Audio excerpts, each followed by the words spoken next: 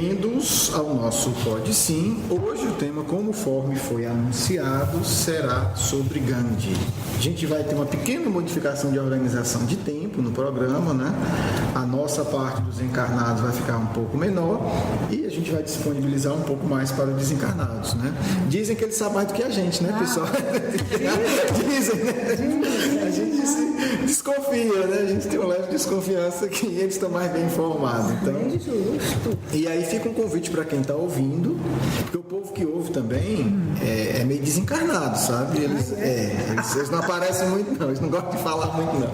Mas fica aí o convite para vocês sugerirem temas e também para vocês enviarem perguntas. Hoje, no final do programa, se eu esquecer, por favor, vocês me lembrem, né? Vamos já escolher o tema do próximo programa para poder a gente já ir pensando, amadurecendo, e que vocês possam mandar perguntas para nós e também para os amigos espirituais, né? Manda pergunta e de acordo aí com o tema a gente vê para onde direciona.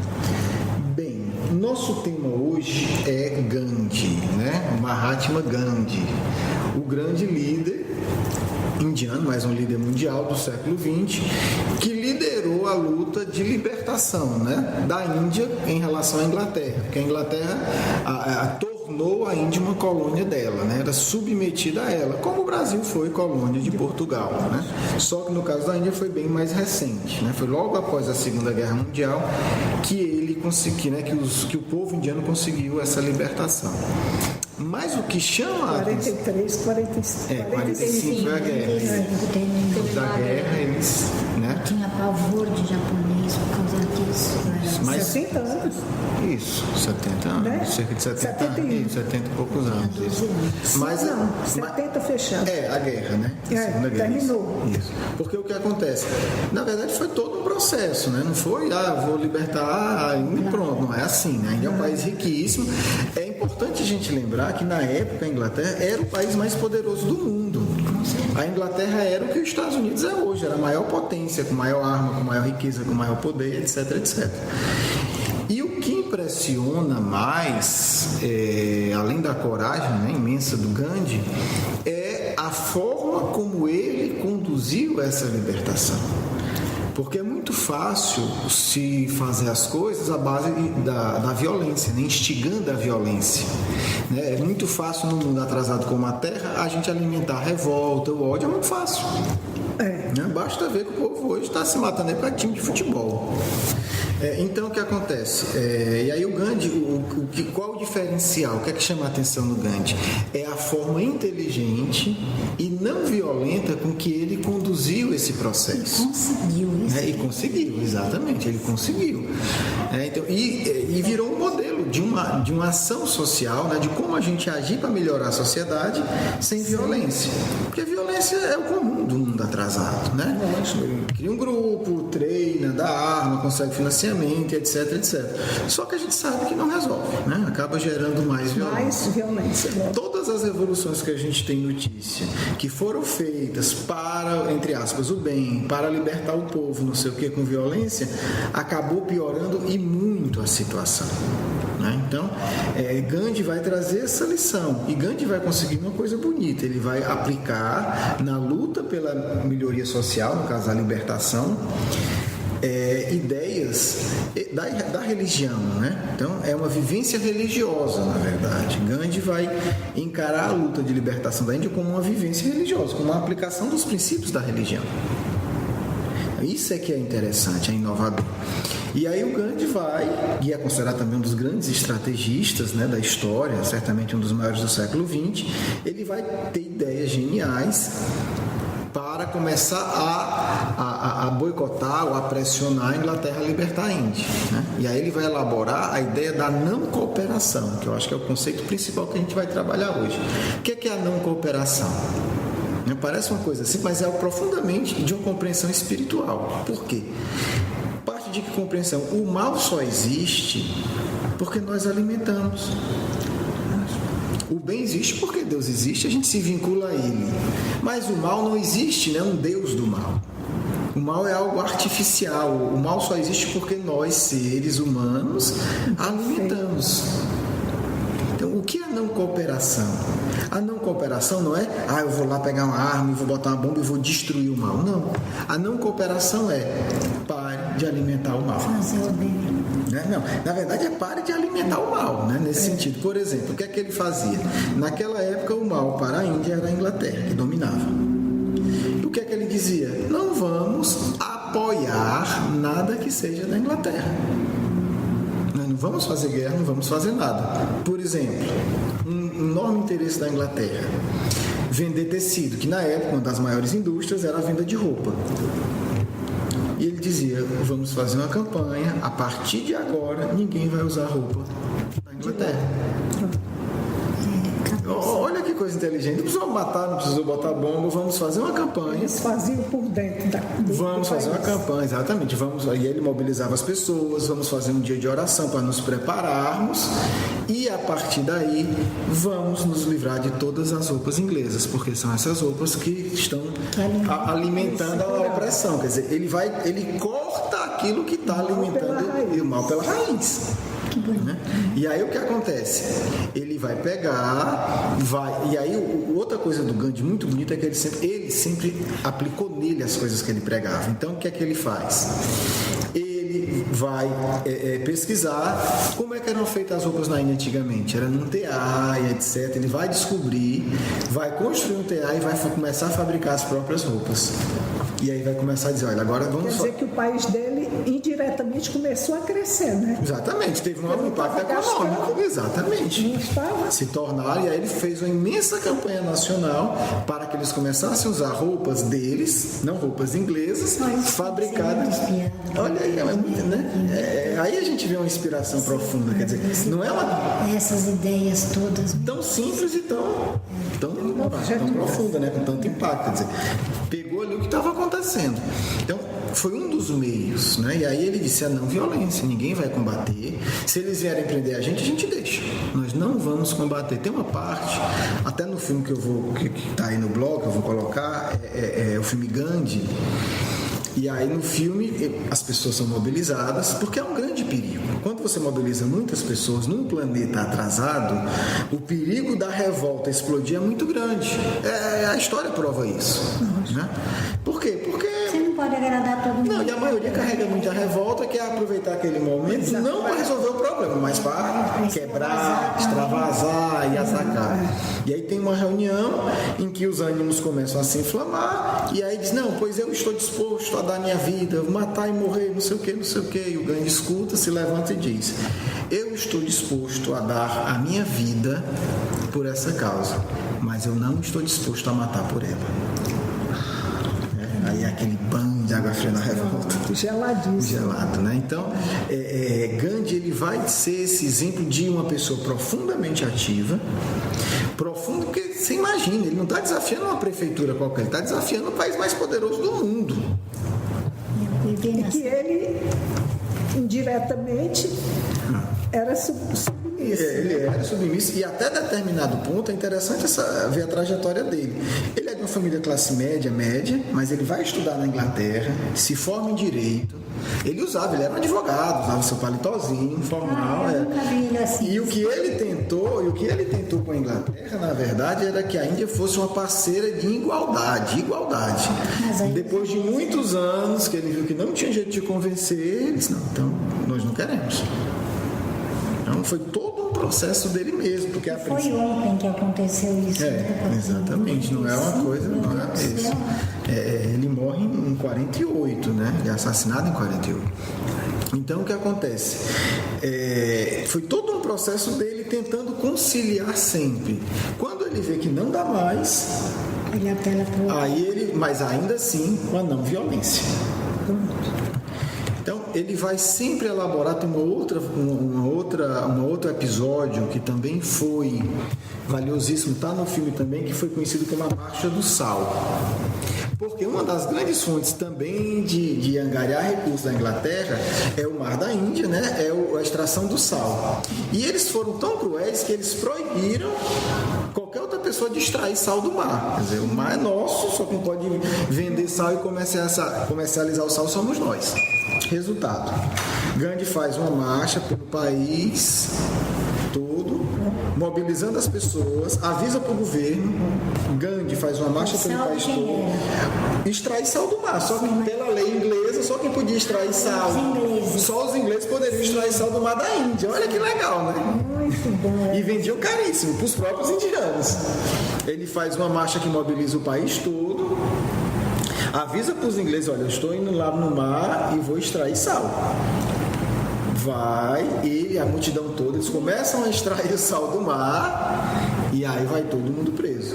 Só que isso é educativo, começa a mostrar para as pessoas o absurdo. Assim, poxa, como é que a gente está num país que os ingleses podem fazer uma extração daqui do nosso mar e nós não podemos? E isso, né, a gente vai para a cadeia por causa disso.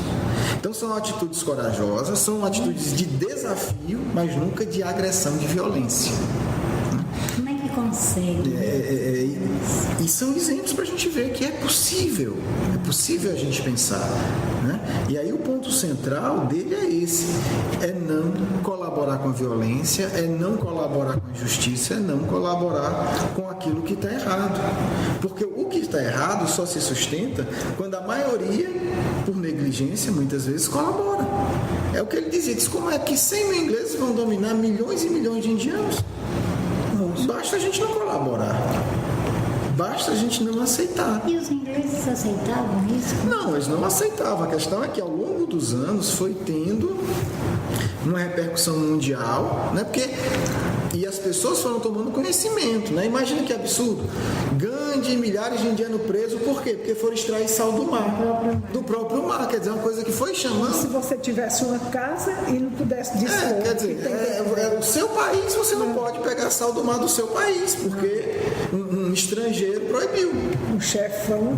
Então, o que Gandhi foi fazendo? Foi tomando várias atitudes para educar o povo, educar a opinião mundial, inclusive a opinião dos ingleses.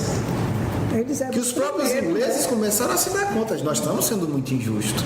Porque o que Gandhi fazia? Ele tornava visível a injustiça. Então isso foi ao longo de décadas, ação a ação, pouco a pouco ele foi mostrando. Ele deve ter levado muito. Ele apanhou muito, ele ficou muito tempo na cadeia. Obviamente tentaram subornar ele de todo que é tipo de jeito. Imagina quanto dia ele não está envolvido numa situação dessa. Tem um episódio, até quando ele foi para a Inglaterra uma das vezes, já vestido a caráter, né? É bem interessante. E aí ele vai encontrar com o rei. E o rei disse que ele tem que se vestir. Disse, olha, eu estou vestindo do meu jeito. Aí se encontrou... A roupa, claro. Mas quer dominar, né? Aí ele se encontrou com o rei e saiu, né? Depois os repórteres perguntaram, mas você não acha que está pouco vestido para falar com o rei da Inglaterra? E ele disse, eu acho que ele estava vestido por nós dois juntos. Ele já tinha roupa demais. Se é por gosto, para mim ele tá roupa demais. Vamos mandar aquele tiro, então? Eu não pedi para ele tirar dele. Exatamente. Eu estou respeitando. Eu acho que eu estou com roupa demais, mas eu respeito. Então, se ele acha que eu estou com roupa demais, então eu respeito também. E aí ele foi lá, aí ele pediu para... Ele não ficava hospedado nos hotéis dos chefes de Estado, né? Escolhia sempre uma casa no local pobre para se hospedar. E aí, uma vez ele passeando lá em Londres e tal, olhando as vitrines, ele parou numa loja... Isso com a roupa de indiano? Com a roupa de indiano. Nunca tirou a roupa dele. Aí lá com a roupa dele e tal, foi pro parlamento e etc. Eu sou assim, se quiser, como diz a música do Paulo Navel, se quiser gostar de mim, eu sou assim, né? Eu sou assim. Não quer. E aí ele foi, disse que ele estava olhando lá as lojas de joia, e ele olhando muito admirado, né? E obviamente os diplomatas lá que estavam de plantão para, né, puxar o saque auxiliar, né, achou que ele estava, né, encantado com a joia, chegou e disse, olha, o que o senhor quiser, o senhor pode escolher, que é presente da Inglaterra. Aí ele sorriu e disse, não, meu filho, eu estou aqui admirado, quanta coisa existe que eu não preciso. Então eu não preciso de interessante, né? Eu não preciso nada disso. Enfim, então uma pessoa que não cedeu. E há um depoimento, porque antes da Índia, a militância dele social começou na África do Sul. Ele era indiano, se formou na Inglaterra, foi para a África do Sul e depois que ele foi para a Índia, né? O filme retrata isso, eu acho que vale a pena ver. E aí tem um depoimento do cara da África do Sul, né, que também era um regime extremamente injusto, ainda pior do que talvez pior do que o da Inglaterra em relação à Índia. E quando ele vai embora e tal, acabou ficando amigo, né, do cara, e aí é um general, ele diz o seguinte: como é que você vence um homem como esse? Você não tem como, nada o atrai. Dinheiro, festas, poder, mulher e presente. Então, no fundo é isso, quer dizer, como é que corrompe uma pessoa dessa? Se ele não quer. Como é que a gente vai dominar? Exatamente, como é que domina, como é que seduz, né, no sentido de acalmá-lo, não, vai descansar, etc, etc. Dá um jeitinho. Dá um jeitinho, se acalma, ceda acolá e tal. Então ele teve essa vida coerente e diante dessa vida ele se tornou um grande líder do povo. Né? E o grande desafio dele foi esse, foi liderar o povo, mas de uma maneira não violenta. Então ele tinha pressão da Inglaterra e tinha pressão interna. Isso não vai adiantar, não faça isso. Lógico, devia ter muita gente. Né? Vamos partir para as armas, já tentamos tudo, e etc, etc. Então esse foi um grande desafio dele. Ele sempre se manteve totalmente coerente com isso. Então assim, eu acredito que ele seja uma das grandes referências de luta social, de mudança social, né? De uma maneira corajosa, de uma maneira firme, mas nunca de uma maneira destruidora, nunca de uma maneira violenta, agressiva, de pegar em armas, de matar, etc. Talvez sirva para a gente as lições dele, né? Sempre quando eu vejo alguma coisa no Brasil, eu fico me perguntando, sim, né? Será que nisso, nós não precisaríamos de um Gandhi e de posturas como o Gandhi, no sentido de dizer, eu não concordo, vamos brigar, mas sem violência, né? Não vou apoiar isso. E aí Gandhi fez isso, né, das mais diversas maneiras, inclusive quando, alguns casos, né, vou contar só, quando a multidão começou a ter uma guerra entre hindus e muçulmanos, né, que são as duas grandes religiões da Índia, Gandhi fez um jejum e disse que iria morrer se aquela briga não acabasse. Ele passou quase 20 dias, um mês. Ele disse que ia morrer. Se fosse melhor morrer. Não concordo. Eu prefiro morrer do que eu participar disso daqui. Então ele era um homem de atitudes fortes e firmes, né? Não vamos pensar que Gandhi, né, era aquela coisinha delicada. Não, ele era extremamente firme, extremamente corajoso. Tem uma entrevista de um neto dele, né, que disse que mesmo ele velhinho, depois que fazia jejum, quando ele dava um tapa nas costas, era firme. Então, é o neto dele que diz, não sou eu. Então, Gandhi era um espírito... Na verdade, ele fala isso. Uma coisa bonita do Gandhi é que ele é muito autêntico. Então, quem quiser pensar no Gandhi como uma pessoa muito, né, frágil ou delicadinho e tal, não vale a vida dele. Porque, além de não ser, ele mesmo disse que não é. Então, o Gandhi sempre foi uma pessoa muito agressiva. Ele diz isso dele. Então a grande luta dele foi transformar essa agressividade numa atitude não violenta. Então isso é bonito também do Gandhi. Interior, exatamente, né? Ele não se esconde, né? Por isso se esconder. Eu virei um mito, então vou fazer de conta que eu não tenho problema. Ele se reformou antes de isso. Ele fala isso. Tem um livro bem grande que é a autobiografia dele, quer dizer, ele contando a história dele, ele é de uma honestidade desconcertante. Ele simplesmente diz a agressividade dele, as dificuldades dele em relação a tudo. Ele não esconde nada. Então ele é muito autêntico também, né? E tinha essa relação, obviamente, que conquistou a admiração das pessoas por conta dessa coerência dele, né? E sempre colocando a vivência dele antes de qualquer coisa.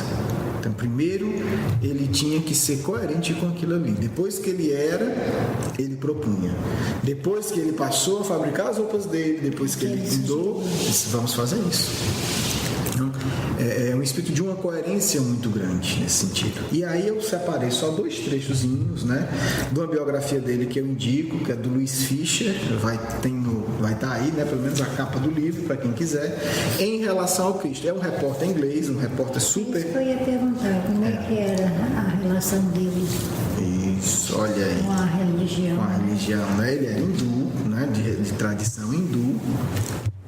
Profundamente religioso, nunca escondeu isso, né? Ele se dedicava muito à religião, orava muito.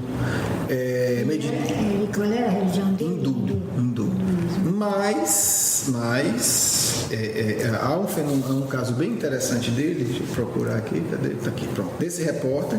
Esse repórter é um repórter super conhecido da época, que conviveu com ele várias vezes, né, que se hospedava na casa dele, que acompanhou toda a luta e a vida dele. E né, esse que o livro vai estar aqui no blog. E aí ele conta um episódio bem interessante, né? Ele fala aqui, eu vou ler só o trecho. Em 1942, quando eu era hóspede de sua casa, na casa do Gandhi, notei a única decoração que havia nas paredes de barro de sua pequena choupana, falando do Gandhi. Uma estampa em preto e branco de Jesus Cristo, sob o qual estava escrito: Ele é nossa paz.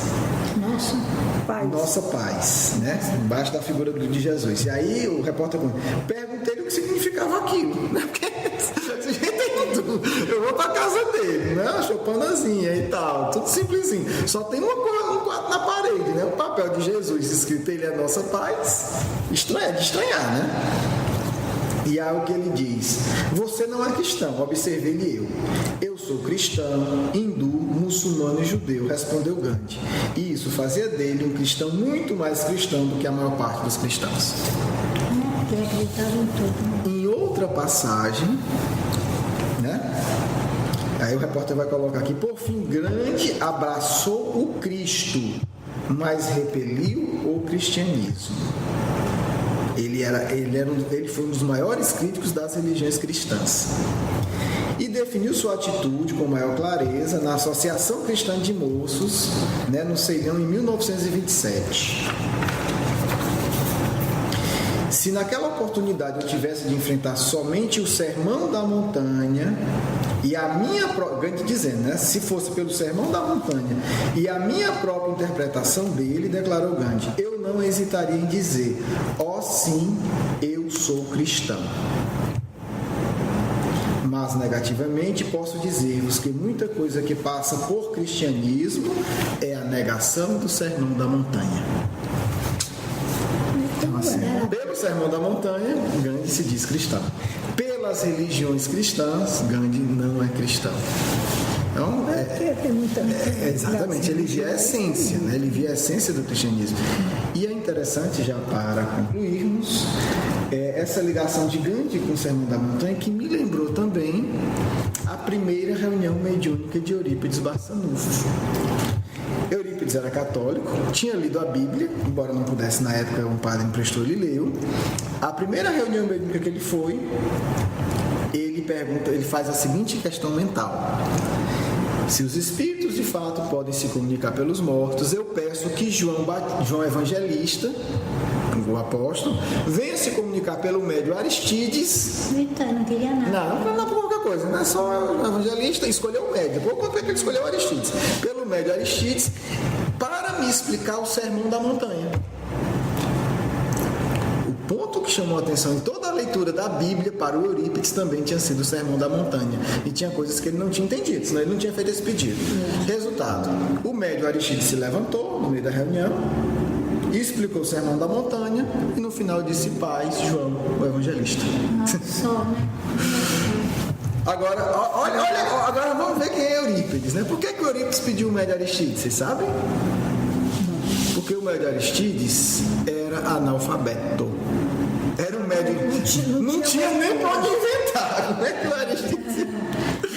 Você vê? Que acontece. Olha que perspicaz, né? E ele não falou para ninguém, ele pediu em prece. Porque João veio, né? Quem conhece a vida do Eurípides já sabe, ele está profundamente ligado desde o início do cristianismo ao Cristo e a João Evangelista, né? Porque depois que ele foi Marcos. Sabe que a gente se apaixona pelo Eurípides, né? Vendo os livros, vendo toda a tua explanação, a gente se apaixona por ele. Né? Porque ele vem como Marcos, né? Que leva o nome do nosso grupo. Depois, logo que ele desencarna em Nazaré, ele foi morto pregando o Evangelho em Nazaré. Desencarna, o Lisandro já tinha desencarnado, vem recebê-lo e o Marcos está com um olhar triste, porque ele queria continuar a tarefa. Aí o Lisandro Bezerra consola, disse: não se preocupe, já a gente volta. Ele reencarna e ainda encontra com João Evangelista. E foi educado por um discípulo direto de João Evangelista.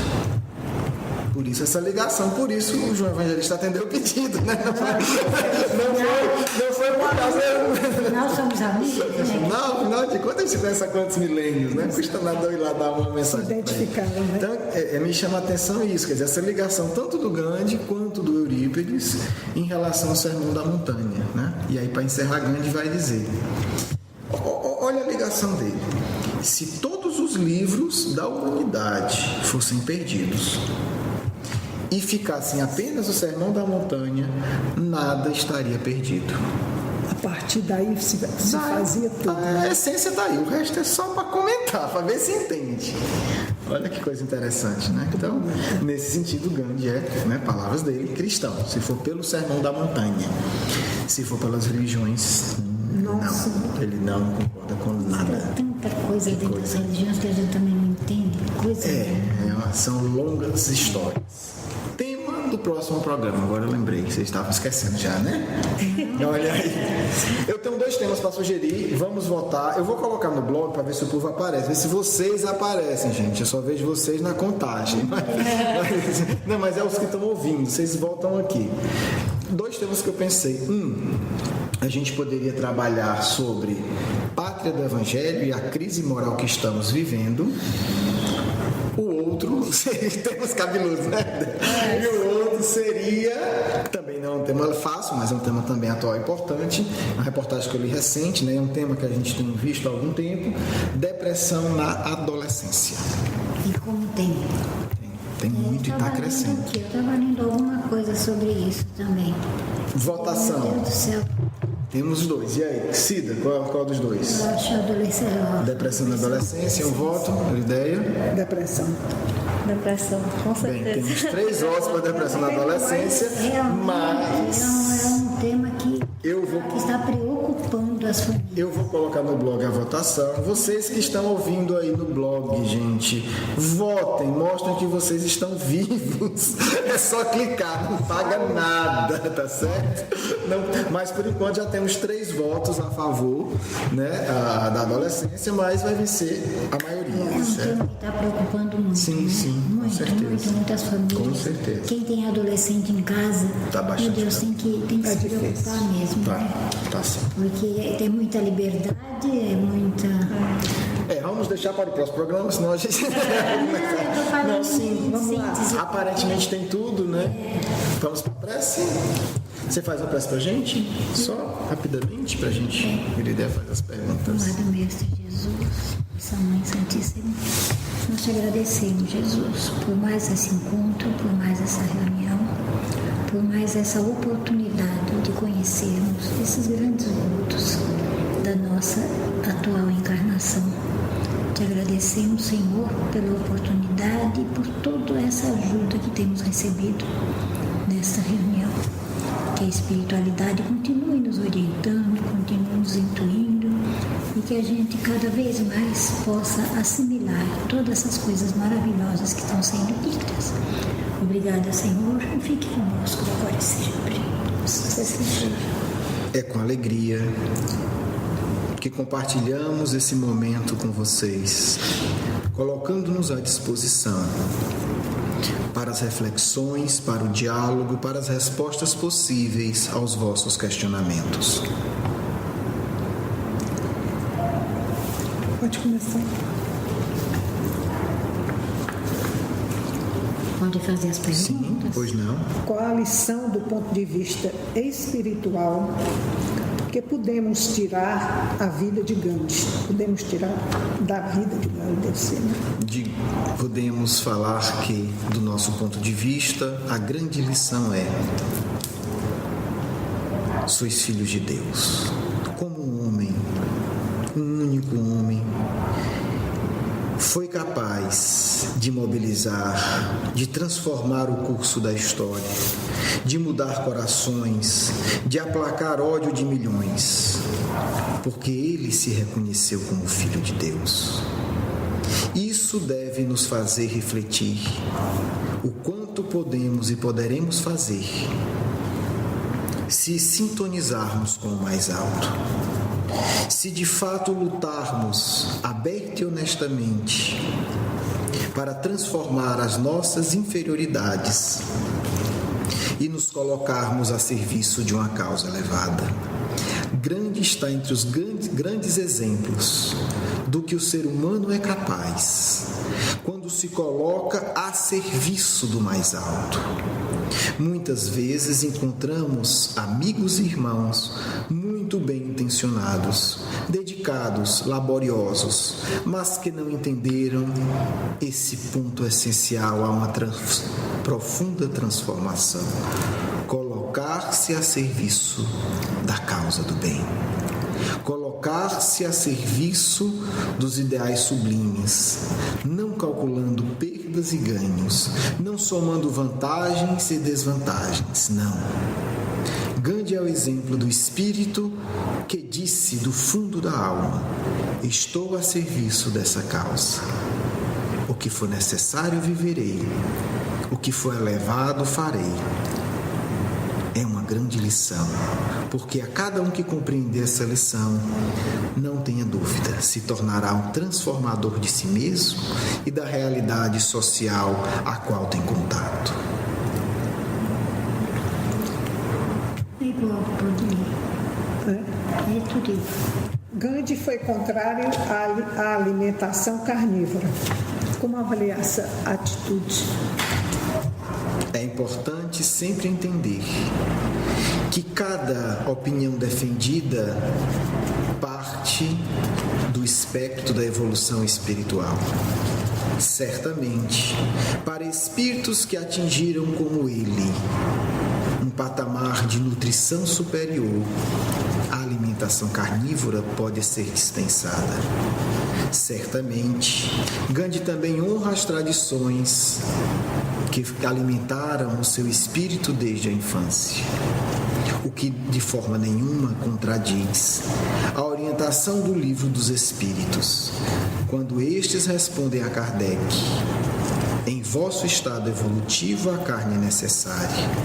Obviamente se dirigiam aos espíritos do século XIX e aos espíritos em geral da humanidade. É importante sempre entender a cultura, o estado espiritual, os objetivos, para que não vejamos contradições onde não existem.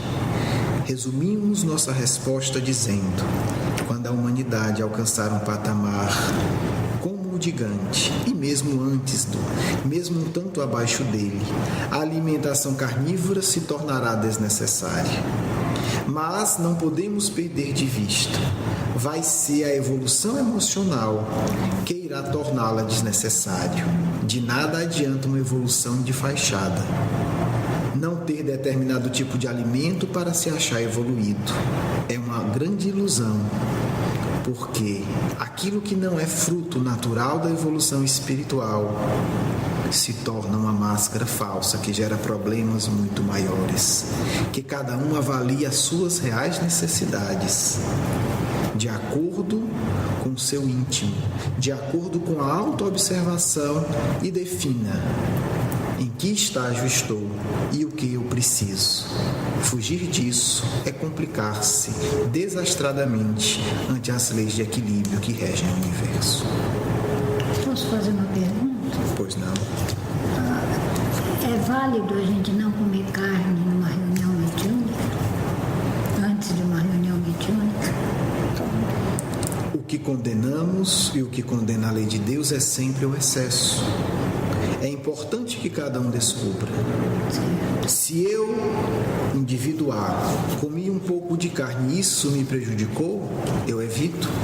Se eu, indivíduo B, não comi, mas me senti fraco, com dificuldade de concentração, e se eu comer uma pequena quantidade, não irá me fazer mal, eu devo comer.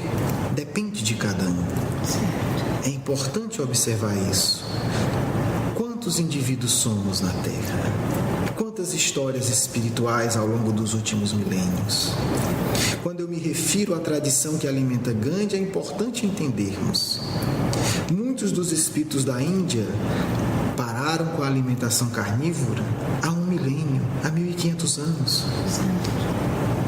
É uma transformação profunda. Não se pode propor a um indivíduo que, nos últimos 5, 10 mil anos, se alimentou de carne e pare instantaneamente. Cada conquista espiritual é lenta e deverá ser feita em bases verdadeiras e de cada um exatamente.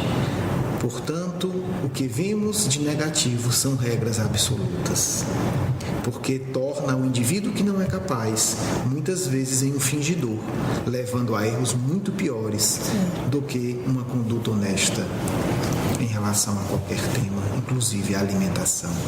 Jesus, entendendo isso, nunca condenou a alimentação de ninguém, mas se fazendo pequeno, sempre se alimentou em conjunto com os apóstolos, inclusive de carne. Muito obrigada. Qual a relação entre a influência que Gandhi exercia sobre o povo e sua conduta? Conforme o Cristo ensina, sois o sal da terra. Uma pequena quantidade de sal é capaz de salgar uma imensa porção de alimento. Uma pequena quantidade de fermento é capaz de levedar grandes quantidades de massa.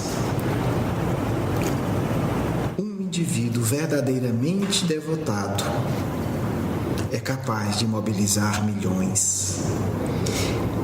Gandhi mostra o que o Cristo deseja de cada um de nós. Sejamos nós pequenos missionários, mas missionários sinceros do bem. E mobilizaremos as pessoas ao nosso redor. E seremos capazes de consolar, de sustentar e indicar o caminho da luz. De onde vem essa força? De uma coerência profunda, não de perfeição, mas de uma coerência profunda em sua busca, em acertar, em tornar-se um instrumento de Deus, a difundir o amor e a tolerância em corações ainda adoecidos. Este poder não é exclusivo desse espírito. Este poder é de todo e qualquer espírito que deseje verdadeiramente colocar-se a serviço de Deus. Qual a relação de Gandhi com o Evangelho? Gandhi é o exemplo de um verdadeiro cristão. É uma relação de vida. É uma relação de prova que o Sermão da Montanha é sim viável, possível de ser vivido e ser aplicado em todas as questões do mundo, políticas, sociais, emocionais, financeiras. A relação deste amigo é a relação de um verdadeiro cristão, inspirado pelo Evangelho, inspirado por outras tradições que também se originam na esfera do Cristo, com o desejo que sempre colocou acima de tudo, o desejo de servir.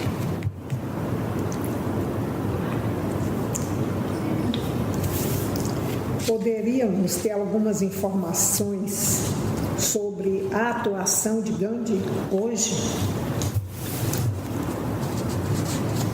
Gandhi é um espírito profundamente vinculado ao Evangelho real.